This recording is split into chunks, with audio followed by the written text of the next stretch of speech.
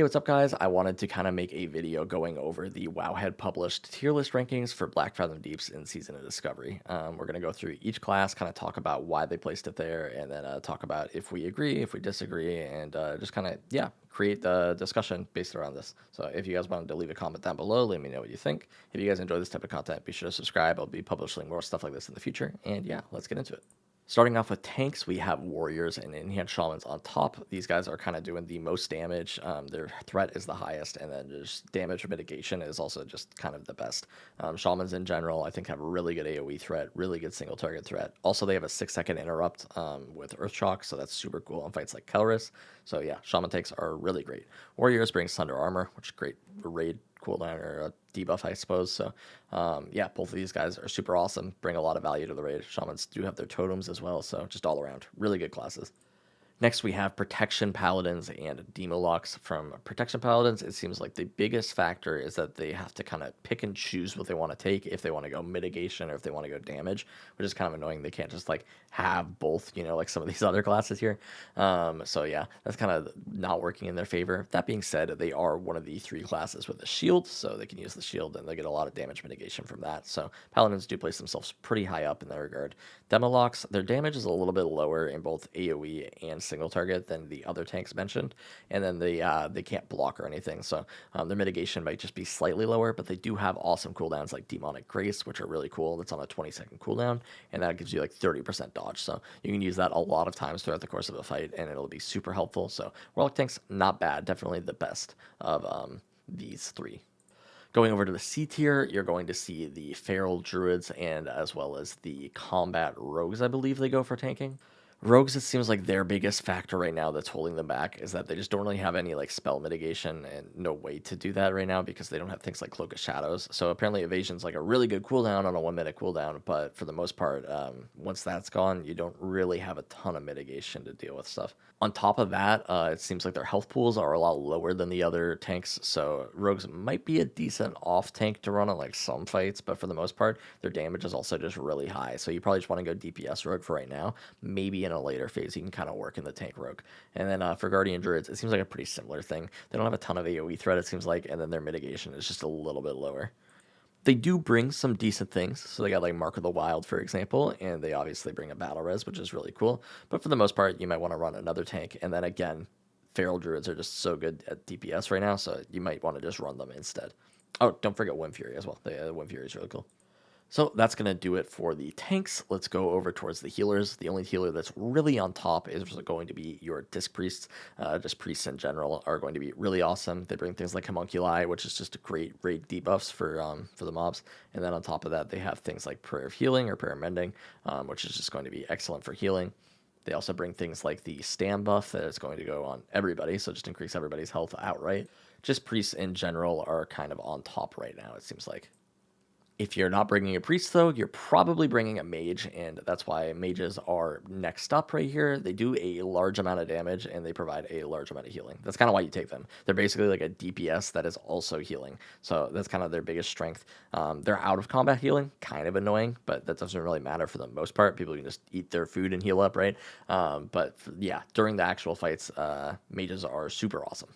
Next up is going to be Resto Druids. Again, the raid buffs are going to be super nice. You also have the battle res. You can do the Mark of the Wild, and then you have things like Wild Growth for raid healing. Resto Druids also can pump a little bit of damage with Fury of the Storm Rage, I think it's called, where they just kind of pump Wrath into the target for free, and then they can get free heals from that as well. So, yeah, Resto Druids are not bad at all. Finally, the bottom of the pack as far as healers go is Resto Shamans and Holy Paladins. It just feels like it's not their time yet.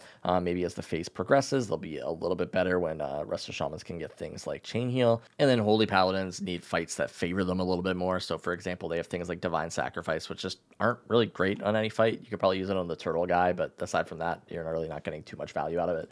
So, for the most part, they're kind of just down here. The other thing to keep in mind is that, like, with other classes getting things that Paladins had exclusively in the past, is kind of annoying. So like hunters can just bring kings, and it's kind of like, okay, well, we can just bring a priest to get their buffs now, and then we don't even need to bring the paladin. So that's kind of annoying in their regard.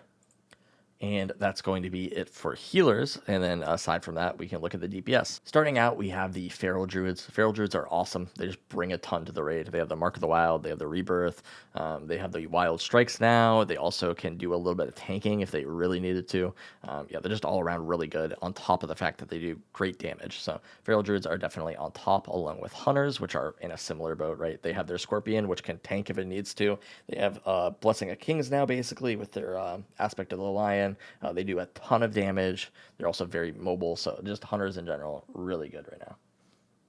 Next up, due to a lot of the new buffs, things like Wind Fury or Wild Strikes, and then you have the Kings on both factions, things like Warriors, Rogues, and Rep Paladins have also gotten a lot stronger just because they benefit from that so much. That's why you'll see a lot of casters kind of on the bottom. They just didn't get that same buff, so there's really, it's hard for them to compete with this kind of stuff. So you're going to find these guys pretty high up right now.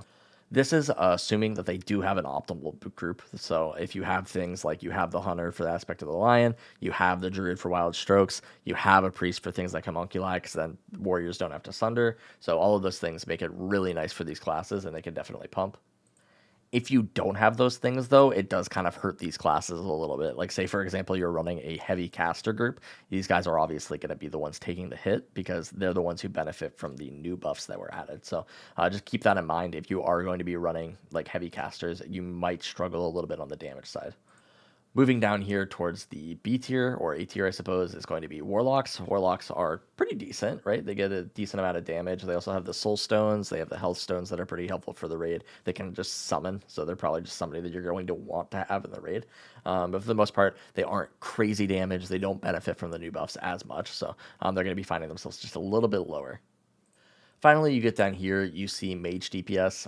Mage DPS isn't bad or anything, right? But it's kind of just like, why wouldn't you just run Mage Healer? You could still do a lot of damage. You could still heal a ton. You'll get the same buffs and everything. So they're going to find themselves just a little bit lower. And then on the bottom of the tier is going to be Shadow Priests, which don't get Void Form until level 40. Same thing with Moonkins. They don't get Moonkin Form until level 40.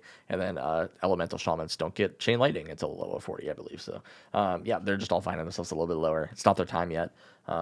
As for somebody who plays a Shaman myself and a Resto Shaman at that, I have tried Ellie. It's just really annoying. You have a 3-second cast on your Lightning Bolt, and then it doesn't do that much damage. So there's just really no point in playing Ellie. If you are going to go Ellie, you kind of go like a hybrid Ellie build. Also right here, I forgot to mention, Shaman DPS for Enhance is right about the same spot as Mages. And that's a lot to do with the fact that, first of all, why wouldn't you just play Shaman Tank? And then second of all, they just don't benefit from this raid tier very much in terms of like itemizations. There's not really any great weapons for them, so they don't really benefit from that. And then they also just don't bring a lot of great buffs. Like they have Shamanistic Rage, which gives back a little bit of mana, but it's just like, why would I take that when I can bring another Hunter or another Feral so I can get another Battle Res? There's a lot of stuff that you can get from these guys that like you're just not going to get from a Shaman DPS right now. So you probably bring a Shaman Tank over anything, and then if you can't, then you probably just don't run one. Overall, though, this is what it's kind of looking like right now, and this is pretty consistent from as far as what I've seen. I do want to see more things like Rogue Tank, Warlock Tank as the time goes on. These runes were just very difficult to get, as far as I've heard, so you're not really seeing a ton of them. Same thing with Resto Shaman. As for my personal experience, I've actually been healing pretty well on Resto Shaman so far, but I just haven't really had a solid group yet that I can run with. But I'm definitely topping over priests at times. But on the flip side, it's kind of just like, okay, even if I do more healing than those priests, I still need to bring more than what they bring to the raid to actually contribute. I would have to be doing like a lot more healing because these guys are giving everybody like 8 stam or something like that. So it's just it's really hard to compete with these guys when they're bringing a ton of raid utility and you're not. So that's kind of like the way to see it. Overall, though, yeah, guys, let me know what you think. If you guys enjoy this, be sure to subscribe to the channel down below, and I will see you guys in the next one. Peace out.